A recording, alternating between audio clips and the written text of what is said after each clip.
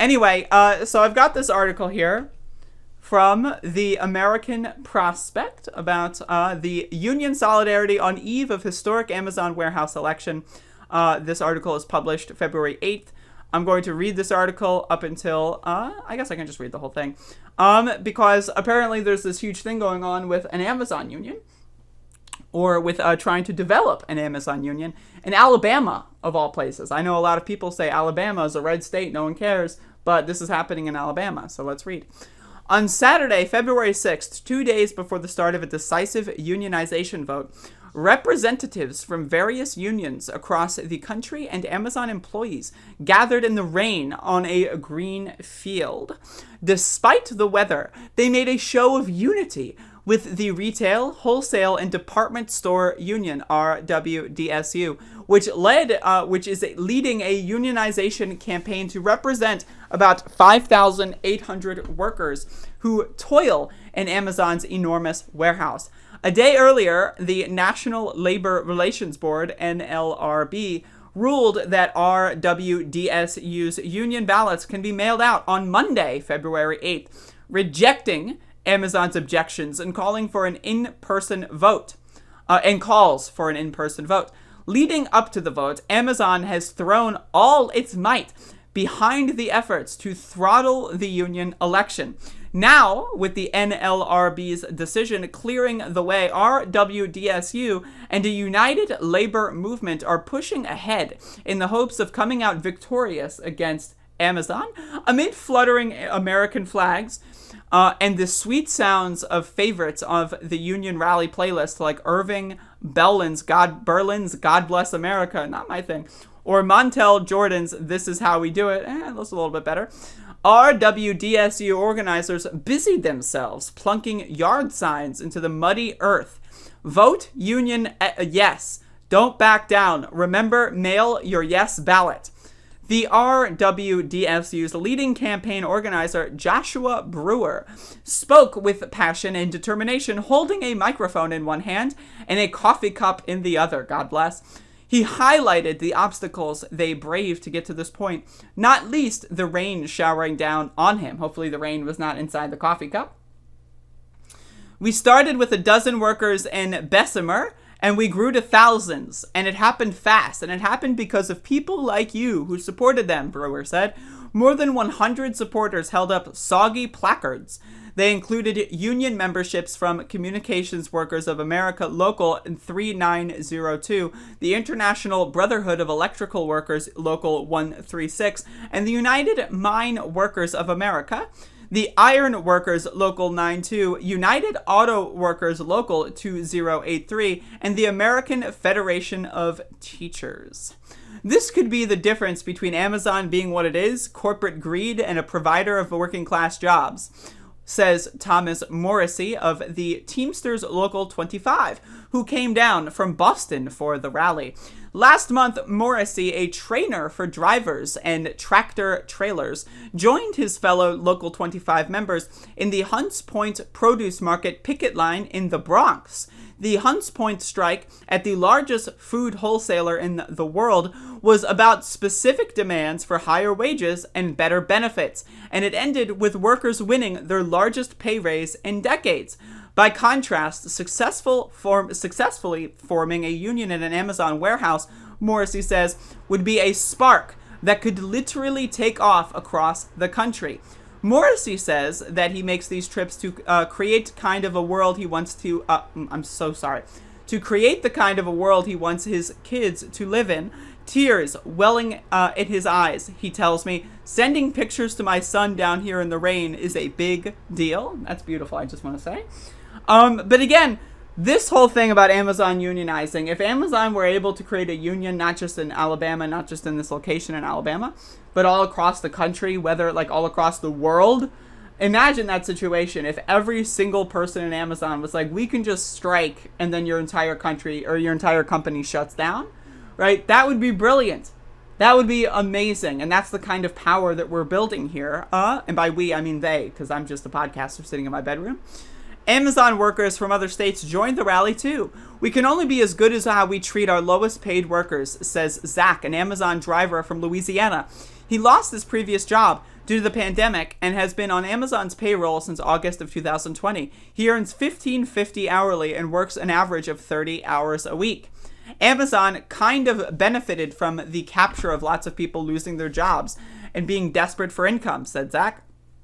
I'm so used to people telling me that it's impossible to form a union in the South. It's impossible to form a union in Louisiana. But these guys are fighting, and if they can win this union here in Alabama, it means much better things for workers throughout the South. Mail-in ballots began to go out on Monday to an estimated 5,800 members of the bargaining unit. Brewer said many of these workers come from union households, where their relatives are beseeching them to vote yes on the union. This is a union town, said Brewer of Bessemer, located just outside of Birmingham, Alabama's, Birmingham, Alabama's biggest city. It's long been a union town. It's going to continue to be a union town. Alabama has one of the highest union densities in the South, with an estimated 180,000 unionized workers, about 8% of the workforce. While quite low historically, that's higher than in neighboring states like Georgia and Tennessee. Bessemer is a small industrial town of 27,000 residents, founded in 1887 by coal magnate Henry de Bar de Leben and nicknamed the Marvel City, described on the town's website as an economic engine driving development in the Birmingham-Hoover metropolitan area.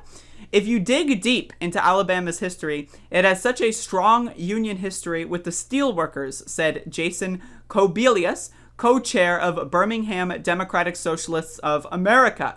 Unions are standing up for things that are bigger than them. And then we have a quote here from Bernard.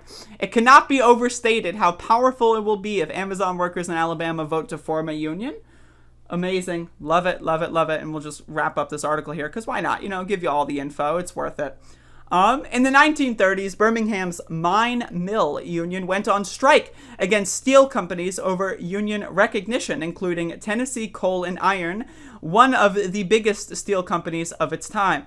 An incubator of the Jefferson Country Ku Klux Klan, Mine Mill represented a multiracial workforce of iron ore miners that was about 80% African American. Mine Mill's president was white, while its vice president was black. The multiracial union inspired future generations of civil rights leaders and workers as it served up a radical example of militancy and audacity. Again, this is great. You can't not love this shit. Jeff Bezos recently stepped down as CEO of Amazon, so I don't know who the new bad guy is, but either way, Amazon is one of the worst companies in the history of this fucking planet, and they need to get some power stripped away from them in any capacity, and that's what hopefully this will accomplish. Armed with the knowledge of these past struggles, members of the St. Louis and Birmingham chapters of DSA have been supporting the Amazon workers since the organizing campaign began in October. They turned out for the rally clad in signature red sweaters and holding handmade signs with the emblem of the rose. Amazon has been working to discourage workers from joining the union. Early on Saturday, I saw a woman in her early 20s filling up her car at a nearby gas station while wearing a lanyard with an Amazon pin, showing a smiley face spelled out "Vote No" in white letters against a red background. She says, "Amazon put it on us." Oh my God, it's so good. All newly hired workers got the pin when they started the job, says the woman. She's only been at the Bessemer warehouse for a month and tells me that she loves it in comparison to her last job at Walmart.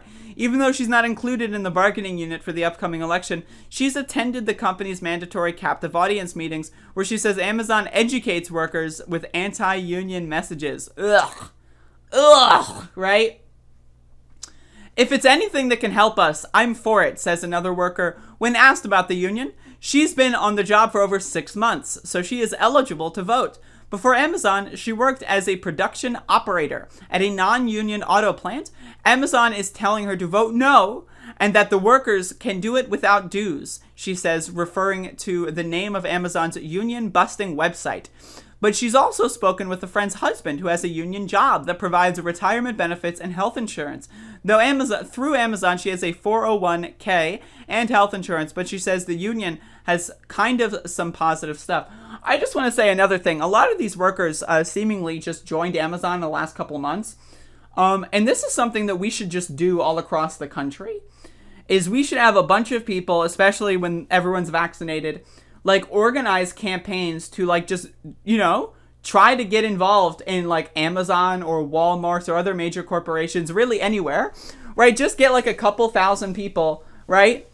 And give them, some supplementary wages with fundraising and say, hey, just go find minimum wage corporate jobs and try to en masse get hired for a year and then try to unionize. Like, that should be the strategy. Do it with Amazon, do it with Walmart, do it with all these big tech companies. Just go in there, work for a year, right, undercover, and then boom, just form a union. It's like, that's what we should do. Like, it's amazing.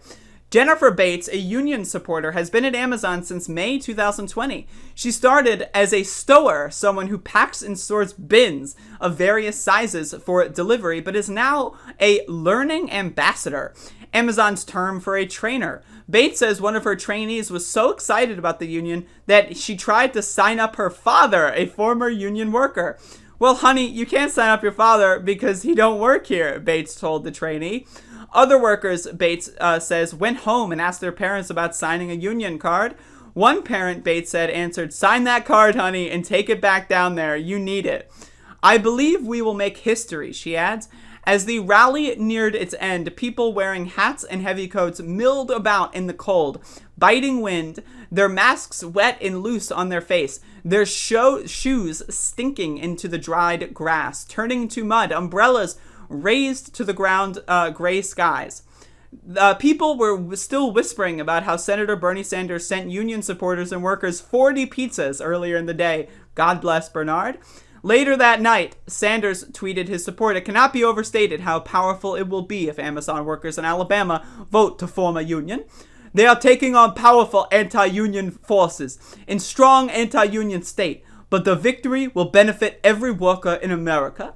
Sanders' words, "Their victory will benefit every worker in America," catch a theme of the rally, the idea that labor unions provide generational stewardship for future workers. Randy Hadley, president of the RWDSU's Mid-South Council, tells the crowd of the precedent a unionized Amazon would set. "Let's make a difference in our future," Hadley says. "Our children, our grandchildren are going to end up working one day at a place like Amazon, and we need to fix it and make it better." So that's the situation going on down in Alabama. And we'll see how this plays out, but it's really just so good. Like, again, this is so good. So I just want to say thank y'all for sending me the story yesterday. And I'm going to try to keep up on this because, again, really the strongest way that we can have left-wing politics in this country is not by electing someone like AOC to Congress, but it's by giving AOC the support she needs to go into Congress and say, hey, these people are going to fuck up this economy if you don't give them what they need, right? If we could organize a general strike, and again, I don't think we can do this in the next year, maybe the next 5 years, maybe 10 years. If we could organize unions all across this country to form a general strike in some point in the future, at that point, the sky is the limit for what we would be able to accomplish. And this is how this stuff begins. Unions have been decimated basically since the 1950s, 60s, and 70s. Union membership, especially throughout the 80s, has been just completely destroyed. And even Bill Clinton and Barack Obama, Democratic presidents, right, you'd think, right, even they're strongly anti-union. And I don't quite know where Joe Biden stands on this. He seems to come across as a guy who likes unions, but I know he's a lying piece of shit. So, again, we don't have any friends when it comes to those high up in politics, except for people like Bernard and except for people like the Squad. And them amplifying these voices is, again, doing a huge service to these people. So this is really, really, really good stuff. And we need to work to do this. Again, what we should do is organize DSA chapters to just salt fucking random ass fucking like corporate like shits, you know, like everyone in a certain state, like get thousands of people. Just, hey, everyone, let's go work at fucking, you know, any like Amazon, Walmart.